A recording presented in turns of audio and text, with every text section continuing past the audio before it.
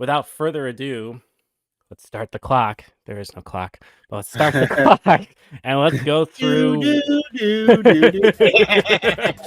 Let's go through the box scores really quick. Thursday, March 28th, opening day. Baseball is back. There has already been 8 Cubs podcasts from Bricks Behind the Ivy in the universe, so the world is good until it wasn't. Cubs lose in extras. They had taken the lead on a phantom pass ball that was a foul ball. No need to look into it too much. It was good for us until Adbert Alzolay came in the 9th and gave up a home run to a guy who doesn't hit home runs, Travis Jankowski. Ball don't lie. Ball Exactly. don't lie. It felt like that karma came immediately. Unfortunately, the worst part of opening day was Justin Steele getting hurt.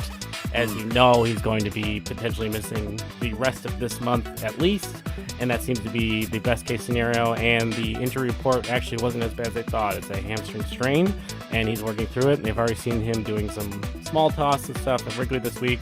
Cubs lose 4-3. Start opening day with heartbreaker. Saturday, March 30th, we had to wait a whole day while I sat in my house, held my knees, and cried until the next Cubs game so I could wash that first game out of my mouth. And boy, was I disappointed. Throw this one out. Every team has a game like this every year. This was a stinker. Cubs were out, hit 16-5. Kyle Hendricks, who I got lit up on Twitter for defending, was roughed up in his debut. He wasn't necessarily as bad as the numbers show, but he wasn't good. Ben Brown did make his debut in this game, but it was not a fun debut. He pitched a little longer than I think people liked, and he gave up 6 earned runs. They lose a laugher, 11-2, no reason to remember it. 0-2 to start the year. My heart is broken. You can literally, just like Ralph Wiggum, see the moment where my heart breaks on camera. Sunday, March 31st, Jordan Wicks comes in, and he's a whiff machine. Looks really good for 4 innings.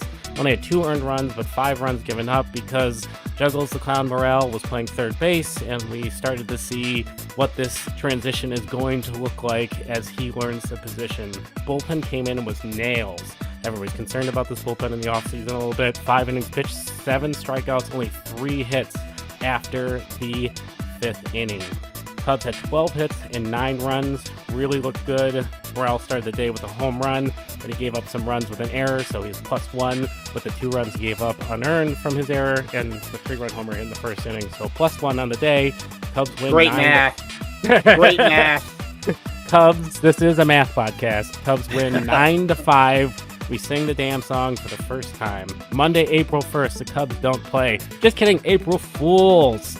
It is opening day at Wrigley Field. After the world's saddest pyrotechnic display, the Cubs took the field at Wrigley for the first time, and Imanaga made his debut, being the first rookie left-hander to start the home opener at Wrigley ever, and he did not disappoint. That cold weather. Those were the fireworks right there.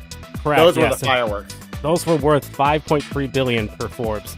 Imanaga absolutely shoved, aka one of my favorite terms to use when talking about a pitcher dealing. Shoved. So fun. 6 innings pitched. He had a no-hitter going into the 6th. Had 9 strikeouts. Tons of whiff. The fastball was great. The breaking ball fooled a bunch of people. Yes, it was the Rockies. Let's stop that. But still, fun. Little League home run from Morrell. Cubs win 5-0.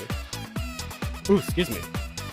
Tuesday, April 2nd. Cubs open up a big old can of offense. Belly, Cody bomb.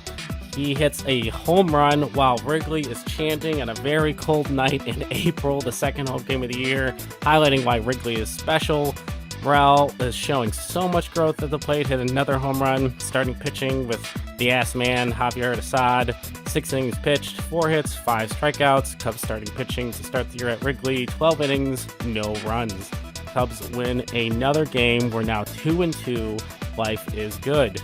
Wednesday, Pat Hughes would say, fasten those seatbelts. Cubs were up big early on a cold night where it was snowing, raining, and I thought it was over.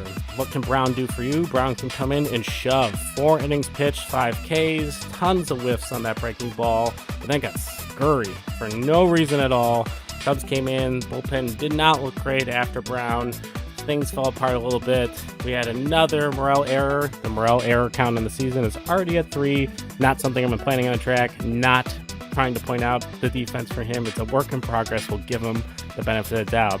My man, my boy, Mr. Bush, I like my Bush Michael, not light or heavy, was 3 for 3 as he is starting to look a little bit better in the results end as the underlying metrics are great.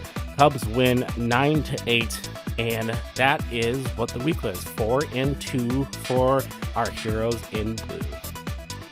My gosh, that was great. You're a natural.